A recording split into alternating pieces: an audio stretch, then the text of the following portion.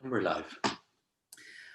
Okay, many thanks and welcome to the UCD Quinn School of Business virtual open evening. Many thanks for joining this session, which is focused on the Economics and Finance programme. We're just going to give another second or two to allow everybody join. I can see a lot of people are joining us now at this moment, and I'll take the opportunity to introduce you to our panel members. So to begin, my name is Aoife Doherty and I am the Director of the School Office in the Quinn School. And as I said, I'm delighted to welcome you this afternoon to our virtual evening. It's not the normal way we would have a virtual evening. Normally we'll meet you in person in the Quinn School and we take the opportunity to show you around our facilities. But in light of the current situation, we are gone virtual for this year. But hopefully we'll get the opportunity to see many of you in person in Quinn School later on this September. Okay, so hopefully everybody has joined us now so we can begin. We have 45 minutes or so to talk through the Economics and Finance programme, and I'm joined this evening by a number of colleagues. So with us this evening is Dr. Conall O'Sullivan. Conall is the Programme Director for the Economics and Finance programme and a lecturer in the finance subject area. We are also joined by Margaret Marr. Margaret is a very important person in the programme. She manages the programme, so looks after all the day-to-day affairs, the structures, student queries. So Margaret is well versed in everything Ec and Fi. So many thanks, Margaret, for joining us this evening. And we are also joined by one student and one graduate. So many thanks, Ben Healy, for joining us this evening. It is Ben's first day back in college, so many thanks for taking the time out to join us. Ben is in final year of Ec and Fi and has studied abroad in the University of Toronto on exchange and also did an internship in Davies. So I'm sure there'll be a lot of interest, Ben, in your perspective and your experience. So welcome and many thanks for joining us. And we are also joined by a recent graduate. So Clodagh, welcome back to the virtual Quinn School. Clodagh graduated last September in the Economics and Finance, and Clodagh also did an exchange and an internship. And Clodagh's internship was part of our Business and Society internship scholarship, which allows students to work in a charity or an NGO as part of their internship experience. So Clodagh worked in the finance area in concern, and I'm sure will be able to tell us a little bit more about that. So welcome back, Clodagh. It's lovely to see you and many thanks for joining us this evening. So as I mentioned, we have 45 minutes or so to have a chat about the Economics and Finance. Hopefully you will already have seen a lot of material on the Quinn School website. We have some videos, we have structures and overviews. So we're hoping you might have had the opportunity in advance to take a look through those. If not at this point in time, maybe after the session, you might go back in and take a look. But right now we are going to use our time together to answer as many questions as we possibly can. But to kick this off, I'm going to ask Conall to give us a quick 5-minute overview of the BSc Economics and Finance in the UCD Quinn School of Business. So Conall, I'm going to hand over to you now. Okay, thank you very much, Aoife, and hi to everyone this evening, and thanks for logging on to the session. So I'm just going to give you a quick overview of the program. So first of all, why would you study economics and finance? Well, this degree will give you a really good level in, it'll really prepare you for a career in numerical, analytical, and in problem solving jobs. So it's a 3-year degree program.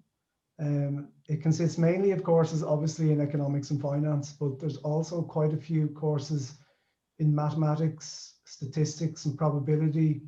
And there's also some business courses as well, along with some computer science, computer programming courses.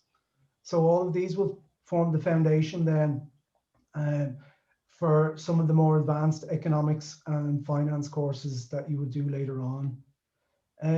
So as I mentioned, then you would acquire competencies and skills in economics and finance. So you would acquire numerical skills, analytical skills, problem solving skills in a very scientific and rigorous manner. It's recognized by industry as the foremost economics and finance program in Ireland. I mean, it's very competitive to get into. Our graduates are really sought after, not only by employers, but also by other universities where our graduates go on for further study. As I mentioned, it is a competitive program, so it's difficult to get into, but there are advantages to that then as well. We have reasonably small class sizes of the order of 65 students plus, maybe 65 to 75. So the class gets to know one another quite well, and this really fosters a community spirit. And the part that I'm sure a lot of you are most interested in is the internship program and the optional international exchange trimester. So the program is a 3-year degree, but you can do it over 4 years if in your 3rd year you do an internship. So the internship is optional. And currently, we probably have around more than 2/3 of our students take the internship, and 1/3 decide to go on and finish their degree in 3 years. So the internship, whilst it involves a slight opportunity cost in the sense that it takes you 1 more year to get your degree, it often is really, really worth it because you acquire a lot of skills that it's really important, a lot of soft skills, team working skills, presentation skills, etc., that you also acquire in university, but you often maybe get more exposed to them in the work life, I suppose. So a lot of our students then go and work in corporate finance roles or in banks, investment banks, and so on for their internship year. And they usually do 9 to 10 months. Sometimes I've seen actually students are asked to stay on, where they're paid for an additional 2 months to stay on for the summer as well. So that's the internship. The international exchange trimester is in the 2nd trimester of year 2, where our students they can apply to spend the trimester in a foreign university. At the moment, we have partnerships with universities in Canada, in Australia, Singapore, maybe Hong Kong, I think. So at the moment, we have around 12 places, but usually these are oversubscribed. So usually we have more students than there are places. So it is competitive, but we are always trying to add to this as we progress. And then finally, just to mention the excellent career and graduate study opportunities. So our students go on to work in careers in investment banking, fund management, corporate finance, stockbroking. They work as economists in banks and public institutions such as central banks. We even have entrepreneurs who set up companies. Just to give you a quick couple of examples here, I have a former student, Elizabeth Gagan, who in 2018 was Fixed Income Fund Manager of the Year at the Woman in Finance Awards in Ireland. Another former graduate, Paul O'Brien, is the founder and CEO of Glimpse Markets. This is a data exchange company based in London. Another former graduate, Brian Liston, is co-founder and president of Seed CX. This is a global exchange and network infrastructure for emerging commodities based in Chicago in the US. In terms of graduate study opportunities, our students have gone on to work or have gone on to study in some of the top institutions in Ireland, the UK, and the US.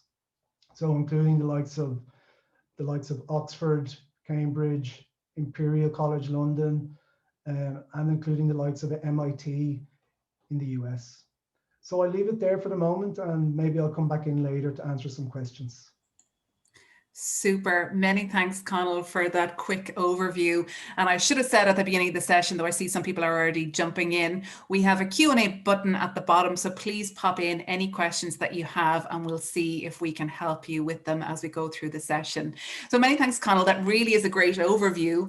But I think I'm going to ask Clodagh to say a couple of words. As a recent graduate as well, Clodagh, you have just completed the program. Could you give us your thoughts, perhaps why you picked the Economics and Finance program and your observations on your 4 years with us in Quinn? Yeah, of course, Aoife. Hi, everyone. So as Aoife mentioned, I'm a recent graduate. I finished up last May in UCD. I suppose why I picked the program in the first place.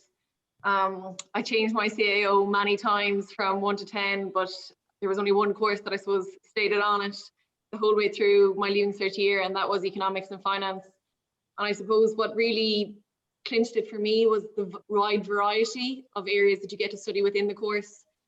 So as Connell already mentioned there, you have statistics, probability, maths, economics, finance, bits of accounting, other elements of computer programming, etc. So I suppose it was that kind of balance rather than being solely maths or solely economics that really appealed to me.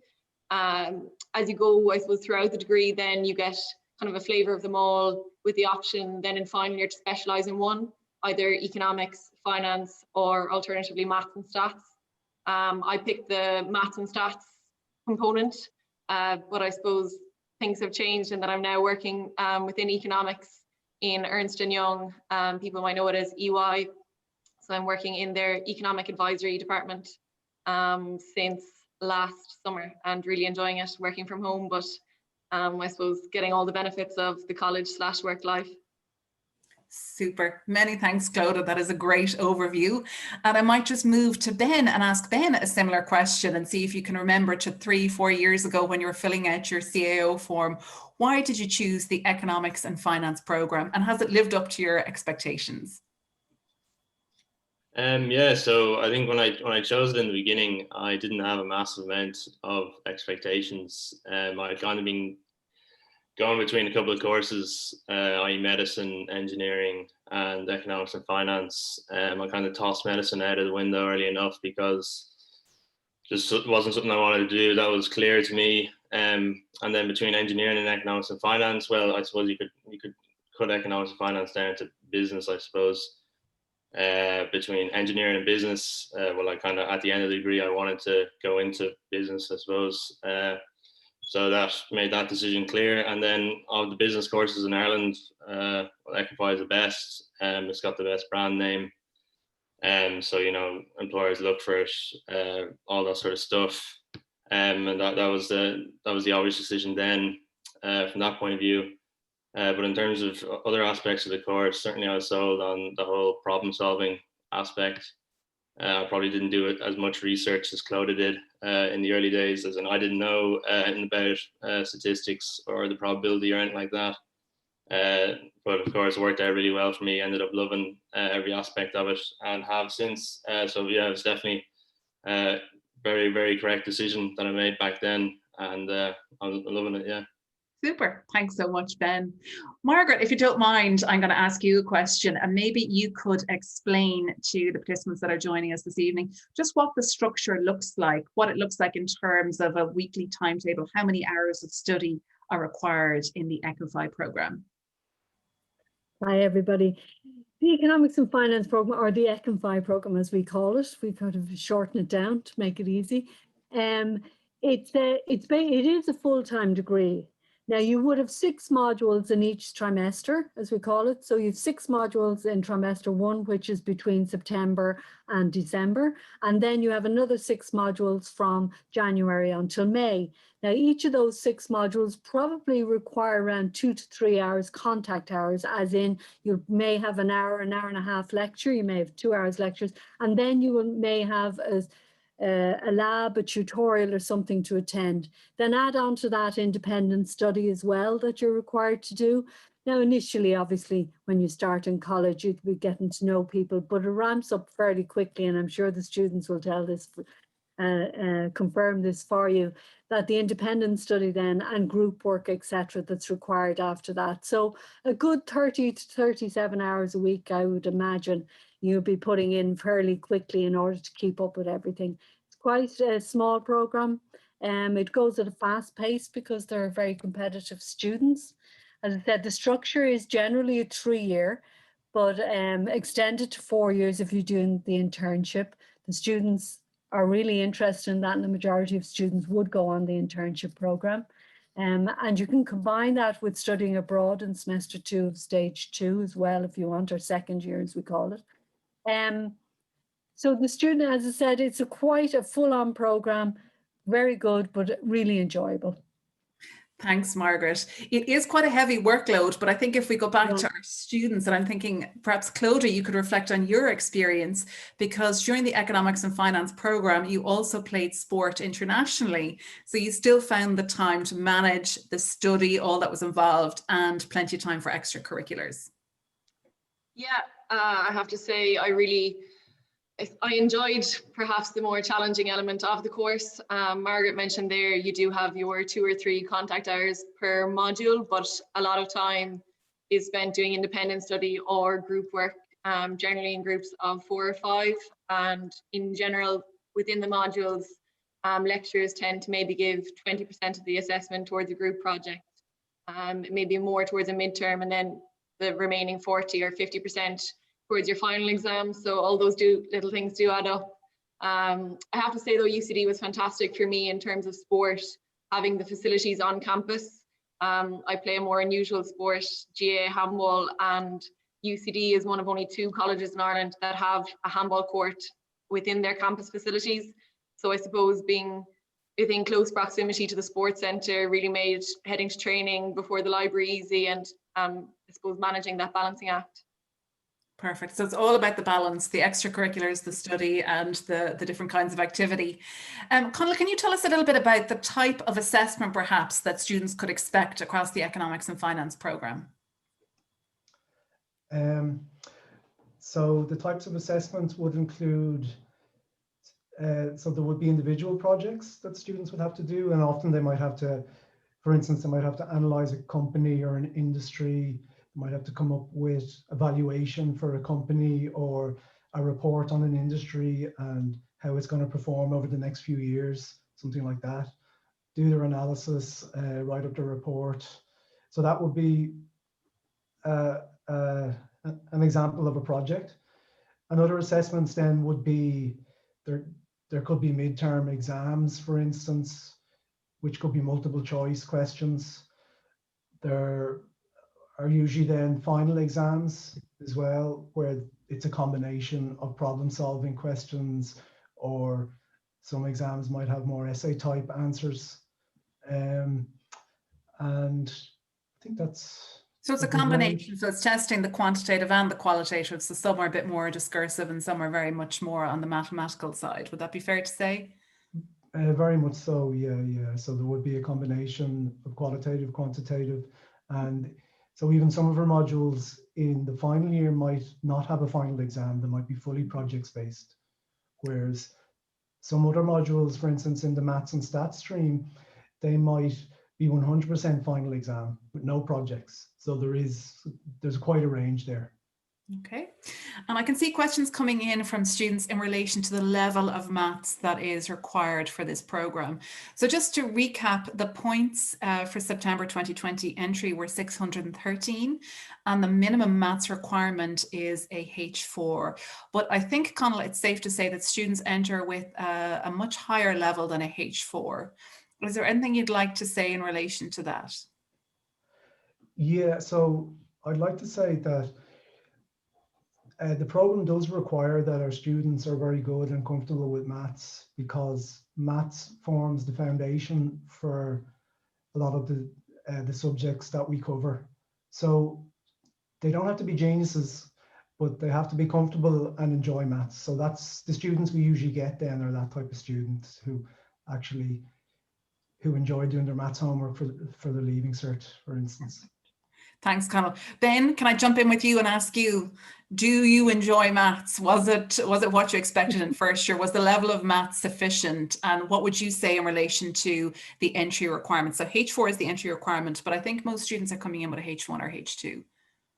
Yeah, no, I think Connell summed it up perfectly there in terms of just kind of a base level of enjoyment that you get out of maths, and you're comfortable with it as well. Like the course is quite small, so you do know everyone. So if ever there is a problem in a module with the maths, everyone more than likely has the exact same problem, and you work through it together. It's not like any of the bigger courses where you can find yourself on your own if you come into a problem because you don't know anyone. You do know everyone, so you can generally work through it together. But yeah, no, the level of maths is if you have the H2 or H1, if you're comfortable with it, it does increase over time, but so do you, so does your own ability because you've done the previous modules. So yeah, so it's well maintained, and it's not impossible. It's not even that difficult. So yeah. Okay, many thanks, Ben. And I'm going to maybe bring up the internship and maybe get yourself and Claude to talk a little bit about the internship, how you applied for it, what you chose to do, how the year went. Generally, questions are whether the internship is paid, is it competitive entry into the internships? So Claude, I might start with you from your experience of the internship. Yeah. So I maybe went the road less taken with the internship. In general, within the Quinn School, you have the opportunity to apply for 5 separate internships. There might be, I think, somewhere between 50 to 60 employers. You pick your favorite 5 and you send away a CV and a cover letter to them. Within those, then you'll hopefully be selected for an interview, and then hopefully you could get from 0 obviously to 5 job options out of that. As well as that, in the year when I was in 3rd year, the Quinn School started up an internship scholarship, the Business and Society Internship Scholarship, where the Quinn School sponsors you to complete your internship with a charitable organisation. So you'd still be working in the kind of economics and finance area within that organisation, but they obviously receive the benefit that the Quinn School pays you rather than the charity having to pay you. So there's a little bit more autonomy, I suppose, with that sort of an internship, in that you have the ability to pick your employer, you approach them rather than them coming to you, and you put together a job description together with them, and then you apply for it through the Quinn School. So I did that with the finance director from Concern Worldwide, and luckily I was chosen. Within the 9-month internship, I worked within their finance and logistics departments. I worked predominantly, I suppose, 8 out of the 9 months from their Dublin office on Camden Street. And then within kind of, I suppose, in the second half of the internship, I spent a month in Monrovia in Liberia, working on an overseas accounting mission for them there.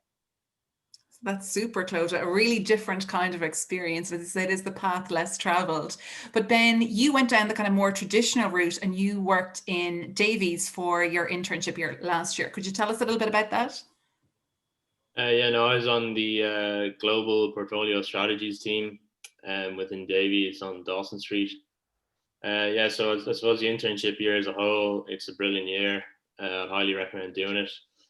I think apart from, so of course you learn, you have the year working, you learn all sorts of stuff, you learn how to manage yourself in an office, different office relationships, and you learn the type of stuff that you're working on as well. Apart from that, the social life is unbelievable, because for the first time you and all your friends are getting paid. You don't necessarily have the same responsibilities that you did while you were in college, i.e. you don't have to go home and study, you have the evenings off, and you're all working in and around town as well. No one's gone off to London yet or down the country or anything like that. So you're all in town, you're all getting paid, and you all have your evenings off. So it's a deadly year from that point of view. And then again, from the learning, you make the connections with the company that you worked with. Your friends make connections with their company, so they might be able to help you out in the future. But yeah, no, it's all around a brilliant year and highly recommend it. Super, many thanks, Ben. And we should say that they are all paid internships, as you mentioned, and Clodagh's opportunity was a scholarship-based one where the Quinn School subvented the salary to the charity involved. But along with the internship, you do have to study, you do have to do some work, and we get students to complete a 60-credit internship module throughout the year. So that involves some regular portfolio updates and a project at the end.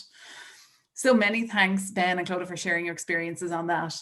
I'm just looking back again to the questions coming in, and there are questions, and perhaps this might be for Conal or Margaret, questions from students in relation to choice of Leaving Cert subjects. So do you have to have taken economics or business before coming into the Econ and Fi programme? Conal, maybe? Yeah, sure. So you don't have to have taken economics or business in your Leaving Cert at all. We assume that you were starting from scratch when you come into first year. So for instance, there's a module in the first trimester and first year that is Introduction to Economics. Now the problem at the moment is everybody's doing very well on that module. So we might have to make it a bit more challenging, but it is assuming that students have not done economics in the Leaving Cert. Similarly, for any business course, we're assuming that our students may not have done business in the Leaving Cert. Okay, so it's open to everybody. I guess having done business guides you in to think, yes, this is a particular area that I'm interested in and might, be helpful, but it's not required in any particular way. One question, Margaret, I might ask you, and that is perhaps if you could explain to us what the elective structure is in UCD. What does that mean? And how can students pick an elective when they join their degree programs? Quite often students ask me about this because a student coming in to do economics and finance, okay, they're interested, but they may also have an interest in a language. They may have an interest, say, in history or something that they want to keep up. So the elective modules or explore something that they think they'll have an interest in, but never had the opportunity to do. So the elective modules, you have them throughout your time in UCD. In first year, you have one in the second semester. In second year, you have two, one in each semester. And in final year, you've one in each semester. So you have 5 in total now. So you can choose those modules in areas that you say, for instance, you're interested in a language. You can pick one in a language at the starting level in year 1, then year 2, year 3, build on that if you want to, or just explore different areas. I've seen them in philosophy, psychology, aeroscience, Innovation Academy, right throughout the university. There are hundreds of modules. And the only thing that we ask is that they fit with your core timetable of your subjects that you have to do, they're your core modules, that they fit with that, and then that you meet any requirements of the modules. Say they might ask that you have Leaving Cert French done before, so if you have that done and you fit it, then you can take it. So it's a fabulous opportunity to explore different subjects that you would want to do, but don't necessarily want to do a full degree in. Now, we do have students who won't have particular interest, so then we provide what we call their modules within the school, business modules within the school, that you can complement what you're doing already. So it adds an extra element right across UCD that you can engage with. Super, many thanks, Margaret. Clodagh and Ben, can I ask you, what did you pick as your electives? Anything weird and wonderful? Ben, what are you doing? I did introduction to psychology in first year. Yeah, so I kind of went out there at that one, and then second year and third year I've kind of stuck to statistic modules. Okay, so as Margaret said, to complement the studies, but the intro to psychology one is definitely an interesting one. Clodagh, what did you pick across your studies in UCD? Yeah, so I was the same with the electives. I had a bit of a mix and match. I think in first year, I definitely did one elective in Irish because I was conscious about maybe keeping that up after my Leaving Cert. I did an intro to Spanish in second year, and I think that in final year, I tended to pick more statistical probability related modules. Great, many thanks. A broad spectrum. Can I just move on to the exchange opportunity? And again, back to you, Ben. Could you tell us a little bit about why you chose to study abroad and how you felt that experience was, and how different was it to UCD? So why I chose it in the beginning was because I kind of wanted the adventure. So I went to Toronto in Canada. So kind of the idea of going to North America was quite cool to me. I'd only ever been once before. So it was that. I thought it would look good on my CV as well. So I thought that employers would kind of like the fact that I had went abroad, and also I did it because I wanted to do a master. Well, I was kind of keeping the door open to doing a master's in future, and the universities that we can go on exchange to are some of the best in the world. So if I was applying abroad for a master's degree, I figured that to have University of Toronto on my transcript would also look good to them. So yeah, when I was over there, it's scary at first because obviously you don't know anyone. I went over with 3 other guys, so you do know them, but you're planted in a strange place, and you don't really, family, nothing like that. So yeah, definitely scary. But then you get underway, and you start to meet people. Predominantly, the people you'll meet are other international exchange students, because they're on the same sort of wavelength as you. Same sort of want to travel, want to kind of experience new things, all that sort of stuff. Whereas kind of the ordinary students are more interested in studying, I suppose. But yeah, no, it was an unbelievable trip. Went on a ski trip, went down to New York, and went to a couple of different places around Toronto and Canada. Went to Quebec as well. So yes, did all sorts of things, met a lot of people who I'm still in contact to this day from around the world. But yeah, no, it was a deadly experience. And Ben, students are asking, is it competitive to avail of the exchange program? So Ben or Connell maybe, or Margaret even? Yes. It is competitive, isn't it, Ben? It's it basically, unfortunately, goes by your GPA, which is your grade point average, and it works from there down. So the top students get their first choices, and then you work your way down with that. So it is competitive, yes, unfortunately. And unfortunately, the places are limited. So, but Esther, who's our international affairs officer, she is constantly trying to find new partners and open it up. Like we started with 4, so it's grown now, so up to 10 and more, and each year it's growing. So hopefully there will be more by the time you come. Yeah, as Colin mentioned, we're always looking to expand the exchange portfolio. Yeah, but when students go on exchange, what we're looking for is that the students will do the same type modules that they would do in UCD. So you're not going to miss any of the core content. And sometimes that matching exercise can be a little bit difficult, but it's an ongoing project, isn't it, Colin? We're always looking for new partners, new opportunities. We are definitely looking for new partners, but it is a tricky business trying to match our modules with modules in partner universities, but we're hard at work at this and looking to expand. We have 12 now, and we hope to have more in the next few years as well. Super. Many thanks, Connell. So I can see questions coming in on transfer and available places. So just to recap, we have 70 places available on the Economics and Finance program. And if students are looking to transfer into the Ec and Fi program, I'm going to guide you into the My UCD website. So myucd.ie, there's a whole section there on transfer. So how you can transfer from one program to another. I will note a caveat that it is challenging because this is a very particular curriculum in this unique program, so it can be difficult to match a curriculum outside UCD with that in the program here. So it is challenging, but if you have a question, come back to us at 7 o'clock. We'll see if we can jump into your specific question, or you can mail us afterwards. We have all our contact details on the UCD website. So I hope that answers some of those questions. I'm going to go back into some of the career questions. And Connell, you were mentioning careers there, and you mentioned in particular some alumni.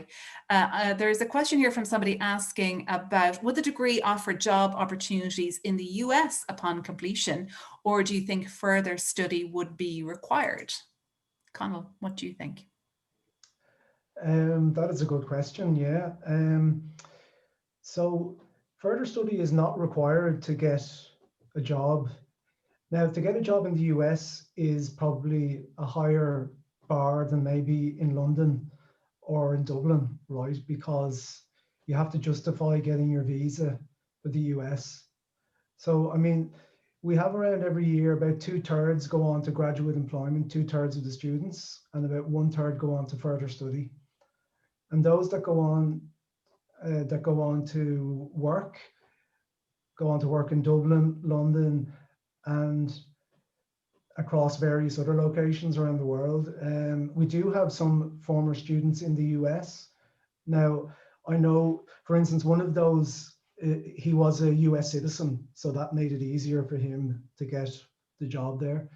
Another student did a master's in the US and got employment there. So it's probably a mixed bag. I do think to get employment in the US straight after the program might be a bit tricky. I'm sure it could be done, but it might be a bit tricky. One might need to do a master's there in that case. But it is open, and the graduates from this program end up in lots of different locations. Everybody is not just based domestically in Dublin. I think that's absolutely kind of bottom line, that there are lots of options. Now, delving back. Sorry, Conal, delving back into the questions again, I'm just conscious of the time that we only have another 10 minutes. I'm going to try to get through as many questions as I can. And Ben and Clodagh, this is a question for you. I feel like we're in a chat show now at this point in time. So a question for Clodagh and Ben.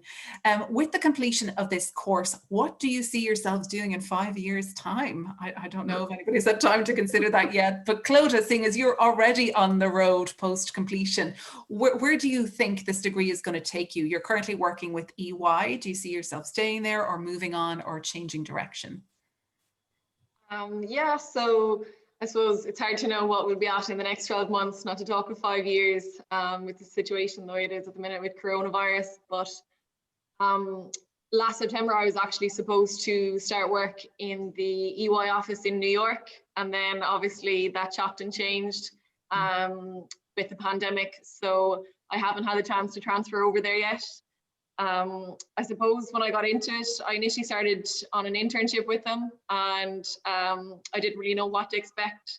But I suppose even from moving on then to the graduate role, I've actually thoroughly enjoyed the consultancy work, and it's an area I wouldn't mind sticking with. So I suppose over the next 5 years, I would hope to transfer over to their New York office and just get the chance to explore a new city. Unlike Ben, I didn't do the Erasmus, so I'm a little bit keen to maybe move to another country and just experience life out there on my own for a little bit. Super, that's great, Clodagh, many thanks. And that's back to the previous question about working in the US. So working in a multinational company can also afford you opportunities to move around and move from city to city, which is great. Ben, it's probably too early to ask you where you think you're going to be in 5 years' time, but if you have any thoughts, now's the time to share. Maybe you can tell us what you're thinking of doing next year post-graduation. Yeah, it's 5 years' time. The honest answer is I've got no idea. I don't think I'm alone in that as far as the rest of the course goes. But immediately next year, at the moment, I'm applying to master's degrees. So I did have an offer for a graduate job, but I turned that down in favor of doing a master's degree because it's something I wanted to do. I thought it would open more doors for me the year after that. So they're my plans in the near future, but certainly long term, anything can happen. I think that's probably a good thing about the degree. You're not kind of pigeonholed into one career path. You can go a lot of different ways if you want, because like that, the brand name is certainly in Ireland is incredible. And the sort of the problem solving analytical skills that you're taught are easily transferable to a lot of different jobs and career paths. So. Great. Many thanks, Ben, and good luck with the applications. I know that's a busy time of year now to be getting all the applications in as well. Sorry, back to the students again. We've one more question and we'll leave it there. We'll move over to Margaret and Conal afterwards. But one question that has come in, and it's in relation to the points, the Leaving Cert points required. And students are just looking for guidance and asking, how many hours study do you think you would require to get over 600 points in your Leaving Cert? I don't know if Clodagh and Ben can offer any advice on that. It might be a bit general. Clodagh or Ben, can you remember that far back? It's a while now since I sat the Leaving Cert, so I suppose I can't guarantee anybody that they're going to get over 600 points, even if you worked every hour there was in the day. The one thing I would say is just to work smart as well as working hard. Take your breaks, be that to go for a run or out to exercise, get proper sleep. Just work the same way, I suppose, at your highest performance, and nobody can ask for anything more, and hopefully then things work out for you. But plus 65, if I had that, I suppose I'd be an entrepreneur with my own business rather than working where I am. I think that is great advice, Clodagh. Work smarter and take regular breaks and mind yourself, because this is a very hectic 6 months ahead. So hopefully that will have answered the question. Just looking here, and somebody's interested in postgraduate study. I think, Ben, you've kind of sprung some interest here. And maybe, Connolly, you can take this one and maybe just explain a little bit about where do students go for further study? What kind of programs do students do after the Ec and Phi? So students do a range of different master's programs usually. Often our students get really interested in finance and financial maths and computational finance. And some of them go to Smurfit and do a master's in quantitative finance there. And often a large number of them go to the UK, to the top universities over there to take masters in finance and mathematical finance and so on. And then there's others who do masters in economics as well. So, and then even others who do masters in applied maths and statistics. And so it's a wide range of different disciplines that they go on to study. But usually the common thread is they go on to really excellent institutions, not only in Ireland, but in the UK and in the US as well. So the broad stretch of graduate programs probably reflects the way that the program moves, that you can work in different areas. You can focus on your maths, your stats, your economics, or finance. So that would explain kind of the broad reach. Again, just I see a couple of questions coming up about transfers and transferring in if you don't get the points. As I mentioned, if you don't get the points for economics and finance, you can apply for another third level institution and program. You can look to transfer, but options are limited. And as I mentioned, the curriculum match must be in place. So if you go to DCU and take a program and want to transfer over to the economics and finance program, all the guidance is up on the website. You need to be within range of the points and you need to have matched the first year curriculum, which is quite challenging. So I would be cautioning this if you think this is a route into Ec and Phi. It is very, very limited, unfortunately.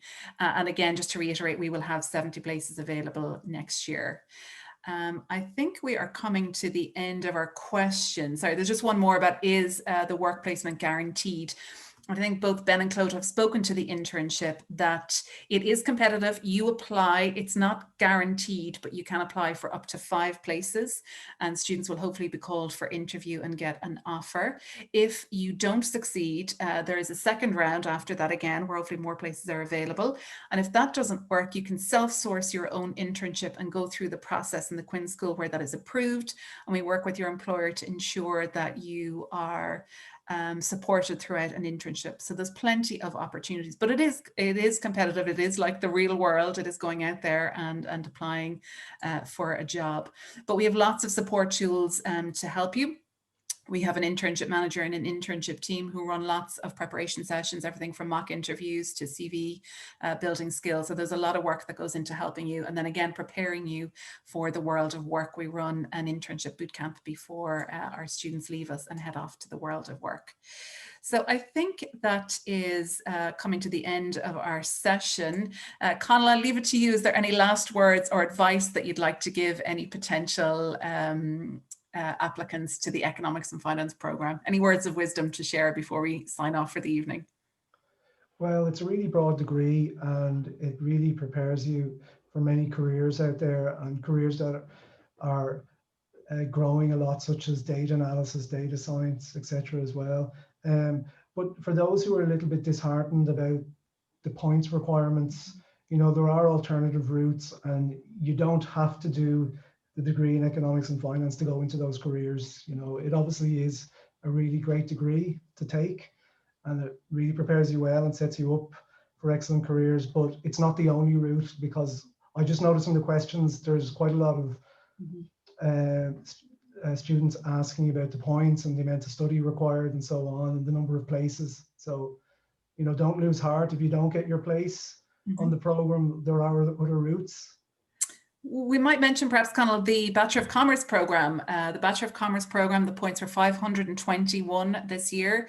It is a similar structure to Ec and Phi. It's 3 years with a 1-year optional internship and an exchange opportunity in second year.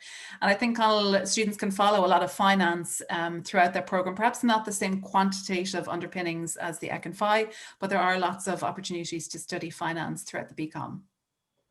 Yes, absolutely. I know a former student of mine studied commerce and he became an options trader. He did the Masters in Quantitative Finance at Smurfit Business School and became a very successful options trader. So you don't have to study economics and finance to go into these types of jobs. There are other routes, but obviously we would like you to apply to the program. You know, you can't win if you're not in. Margaret, you will get lots of those questions about the transfers and different ways in, but I think we always say there's lots of ways to skin a cat. So if you're not coming into the Econ Fi program, there are lots of other ways to achieve a career in finance. Anything else, Margaret, on that side? Yeah. Hi. Yeah, listen, as I said, we constantly get these questions because it is highly sought after. It has fabulous reputation. And as Connell said, we see students later on coming, actually some who've even come back and taught on the programme who've taken all different routes, the BCom, the BBL, they've been to DCU, they've been to Maynooth, everywhere, you know, on different programmes. Again, you can refine it afterwards with a master's, as Ben is going to do as well, and that will get you there as well, wherever you want to go. Super. Thanks so much, Margaret. Clodagh and Ben, any last words of advice for potential applicants? Anything you wish you had known when you were thinking of applying for this course? Clodagh, can I pick on you? Yeah, I would say go for it. I was maybe a little put off initially by the high points that were involved. And when you are obviously limited to putting 10 choices down in the CAO, you can kind of saying, oh, is that a wasted choice? But put it down. You never know how things will work out. You've done your best. And if it, as Conal already said, if you're not in, you can't win. So if it is a course that I suppose appeals to you, then definitely do put it down on the CAO. Don't let the points put you off, and just enjoy it. I had a fantastic 4 years in UCD, so if you do go in, milk it for all it's worth.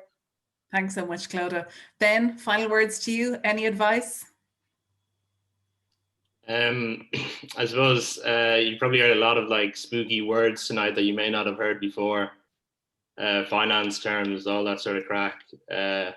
Like for example, options trader. I never knew what an options trader was before I started the course, and I've loved it ever since. I never knew any of those scary words, but yeah, no, and I've loved the course since. So it's to know stuff like that right now is not a requirement for the course. Super. Many thanks, Ben. Just an interest and a passion for maths, I think, is the underlying theme here. Listen, we're coming to the end of our time, so I'm going to wrap up. I want to thank Ben, Clodagh, Conal and Margaret sincerely for joining us this evening and answering the many questions that have come in. If we haven't got the chance to answer your question, you can join us for our 7 o'clock session, Ask Us Anything, or you can use any of the contact details on the website to email us directly. And I just see one question there about whether you can listen back to this session. Yes, you can. This session will be available in the coming days on the website, so you can listen back to it as many times as you wish. For now, I'd like to thank you again for joining us this evening and wish you every success in the coming months. And as I mentioned earlier, we look forward to hopefully seeing you in person in the Quinn School in September. Thank you so much, everybody, and have a lovely evening. Take care. Bye-bye.